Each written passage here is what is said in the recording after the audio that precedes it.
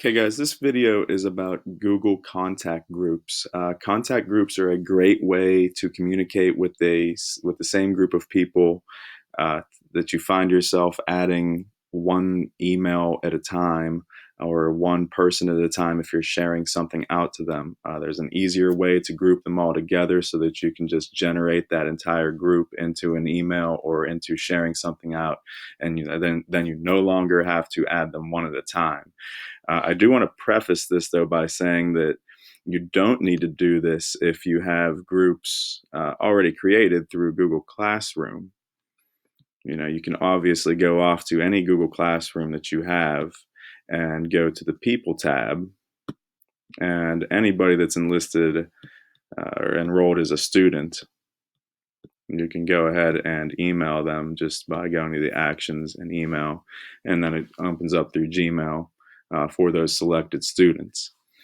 This is separate, though, for people that might have maybe clubs, maybe other organizations, maybe colleagues that you find yourself communicating with, and you're adding them in one at a time, time and time again. This is a different way, better way for you to do it. So if you want to go over to Google Apps and down to the Contacts icon, open up Contacts, and you can see off to the left-hand side here, you've got some things down here. One thing I want to show you is the directory, which is actually anybody that has a Docs account is listed here. Students, teachers, staff, administration, everybody. Everybody is right here. And, it's an A to Z list. And I'm going to show you actually one way that you can use that here in a second. But to get started, you basically just want to come over here to the left-hand side and create a label. And I'm just going to call this example group. And there it is, right? It is a label example group listed right here. You have a couple different ways that you can add people to this, actually a few different ways. If I stay in directory, you can simply grab a name of somebody. It opens up and you can come to the three dots, the more actions over here on the right hand side, and you can add them in right there. If you don't like that way, you actually can just grab their name and pull them over to the group that you want, the label that you want to add them to.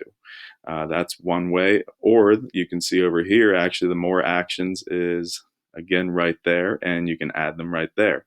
Usually how I add people is I have a good idea in my mind who I need to add, and I basically search out their name and click on their name and go to more actions and add them to the group just like that.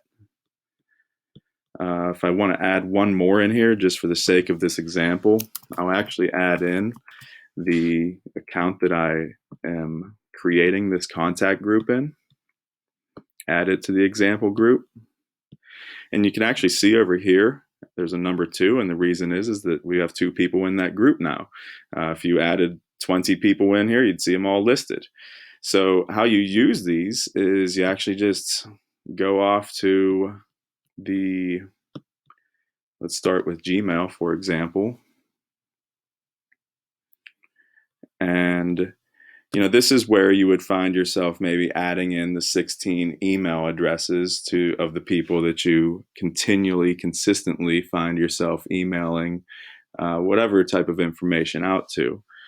This is just going to be to example group, and there they are. So if I had 16, 18, 20, whatever number of people in that group, they would show up right there. The other way that you can utilize this is through sharing out documents. Sometimes you find yourself adding a bunch of names to the list whenever you're sharing something out. In this instance, you can just go ahead and use the example group and add those people and send it out, share it out just like that. Much more efficient. It takes a little bit of setup, but I believe that the payoff is very well worth it once you're using it and you find yourself using it a bunch of times instead of adding a bunch of names individually. So I hope it helps, and keep on sending me questions.